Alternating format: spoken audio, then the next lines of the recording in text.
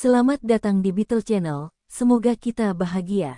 Jangan lupa subscribe, like, komen dan share agar channel ini semakin berkembang. Terima kasih. Istri berbakti, bab 279. Itu juga merupakan rencana yang paling mungkin.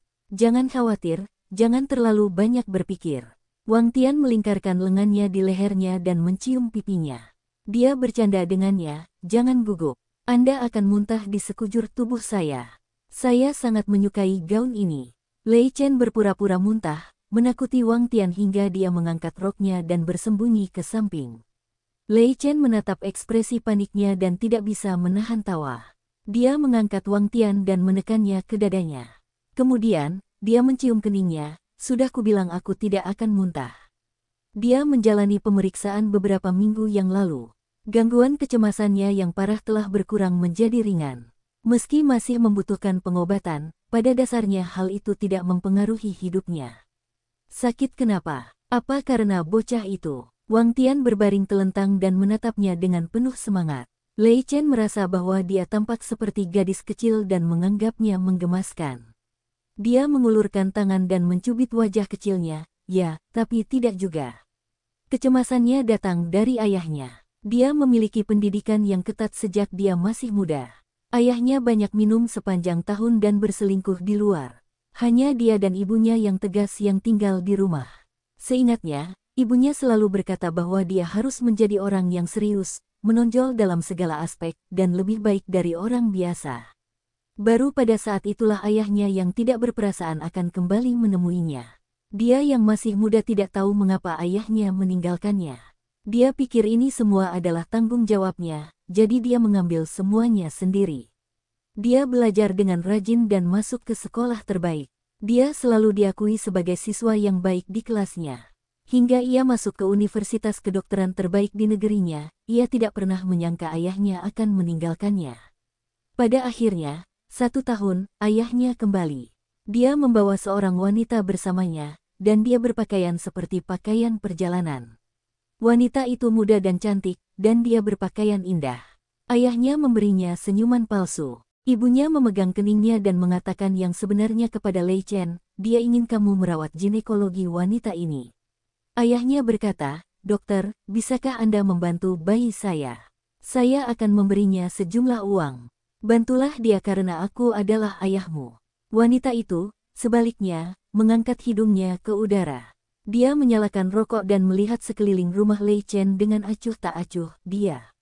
Tempat ini terlalu kumuh. Ini bahkan bukan rumah sakit. Sayang, dia dokter dari rumah sakit pertama kota Jiang. Ayahnya memiliki senyum cerah di wajahnya saat dia memandang Lei Chen dengan sikap menjilat. Mengapa kamu tidak memeriksanya di kamar sementara aku menunggu di luar? Lei Chen tidak dapat menerima bahwa ayah yang selama ini ingin dilihatnya ternyata adalah orang seperti itu. Dia sangat kecewa, dan matanya semerah banteng. Telinganya berdenging menyengat sarafnya, dan dia merasa seperti hendak menangis. Apakah ada cinta kebapaan dalam diri pria ini?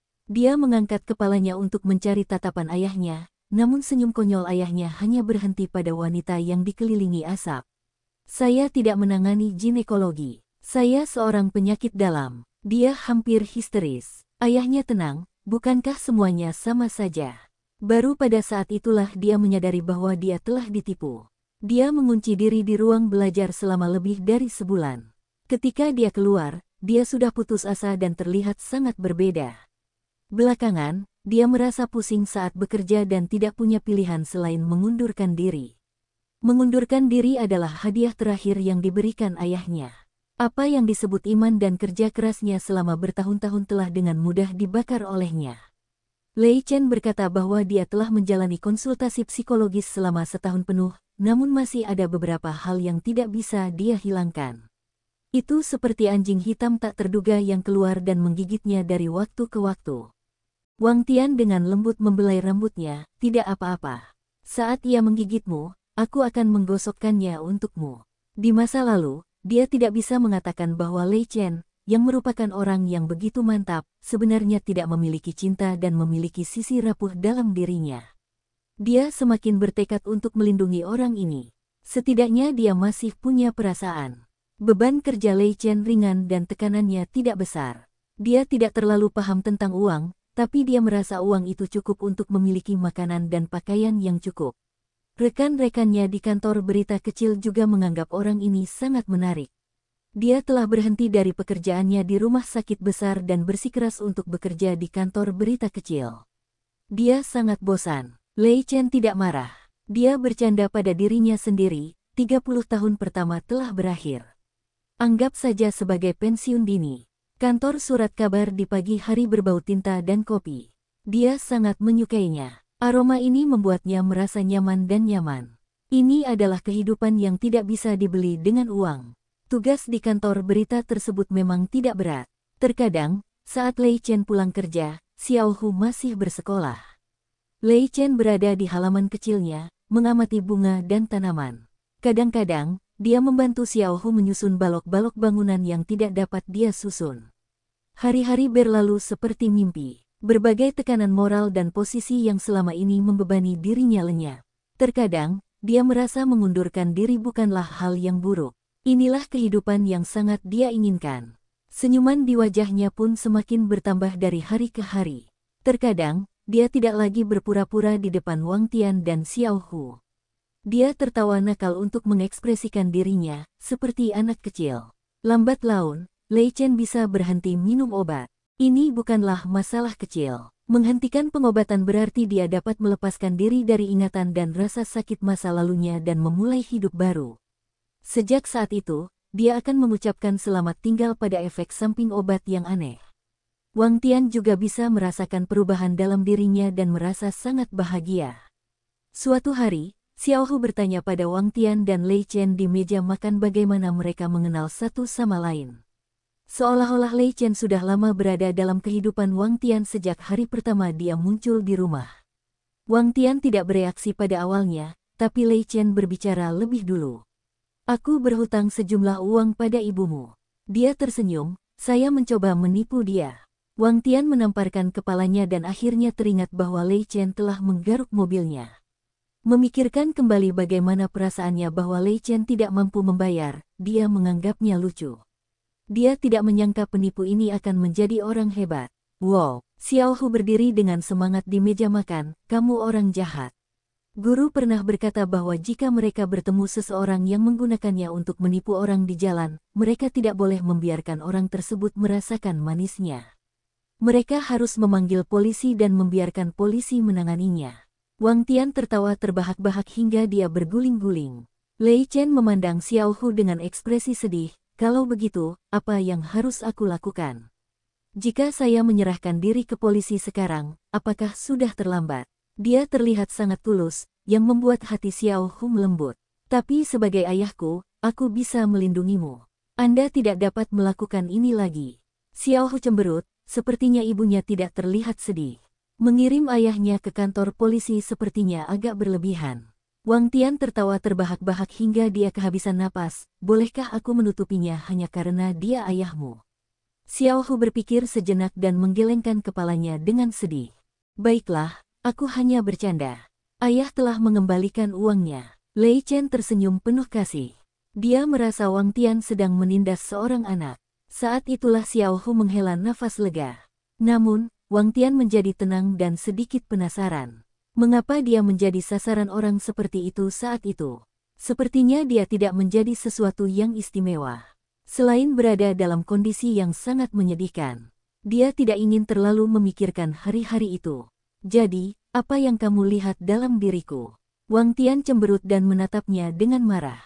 Kamu terlihat seperti obat. Lei Chen menatap matanya dan berbicara dengan sangat tulus.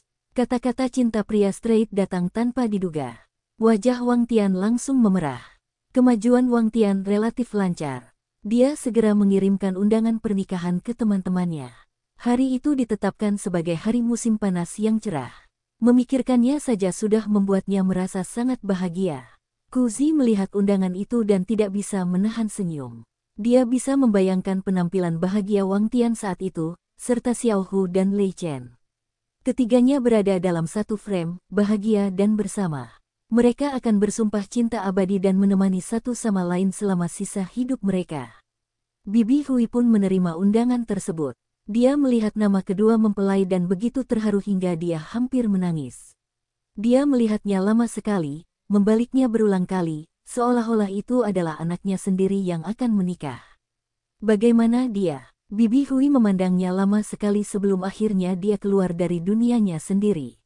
Dia menatap Kuzi, penuh antisipasi dan kekhawatiran. Apakah dia belum cukup dewasa? Apakah dia menyukai anak-anak? Apakah dia tahu cara memasak? Ku Zixiao menenangkannya, Lei Chen adalah orang yang sangat baik. Dia sangat membumi. Anda akan tahu kapan Anda pergi ke pernikahan mereka lain kali. Dengan penampilan dan temperamen Lei Chen, dia jelas merupakan tipe yang disukai Bibi Hui. Saat itulah Bibi Hui menjadi rileks, dan senyuman kembali muncul di wajahnya. Oke, itu sangat bagus. Dia dengan tulus berbahagia untuk Wang Tian. Senyuman tetap terlihat di wajah Bibi Hui hingga makan siang. Ketika Liang Wen kembali malam itu, Kuzi merasa pasti ada sesuatu yang ada dalam pikirannya. Wajah Liang Wen paling tidak terbaca. Kuzi bisa mengetahui hampir semua hal dalam sekejap. Apa yang terjadi hari ini? Dia tampak tidak bahagia, tapi juga sangat bahagia. Liang Wen menggigit bibirnya. Kuzi tidak tahu apa yang akan dia lakukan. Liang Wen ragu-ragu untuk waktu yang lama sebelum akhirnya membuka mulutnya. Adikku, apa yang terjadi dengan Liang Na? Kuzi kemudian teringat bahwa dia sudah lama tidak mendengar kabar dari Liang Na. Terakhir kali dia melihatnya adalah ketika dia hamil. Namun, tidak ada kabar tentang anak tersebut atau perayaan 1 bulannya. Tidak ada berita sama sekali. Dia hamil lagi. Liang Wen memegangi keningnya dan terlihat sangat tertekan. Saya baru mengetahui kemarin bahwa anak sebelumnya mengalami keguguran karena flu yang parah. Mungkin dia takut semua orang akan khawatir, jadi dia tidak mengatakan apapun. Hati Kuzi masih sakit. Keguguran bukanlah perkara kecil. Pasti sangat berbahaya bagi tubuh. Bagaimana kali ini? Liang Wen tiba-tiba tersenyum. Situasinya sangat bagus kali ini. Untuk mempersiapkan kehamilan, berat badannya bertambah banyak. Dia pasti akan melahirkan anak laki-laki gemuk. Liang Wen menggosok tangannya dengan penuh semangat, matanya berbinar. Aku akan menjadi paman. Kuzi tersenyum dan menghela nafas lega. Bersambung, terima kasih telah menyaksikan dan mendukung channel ini.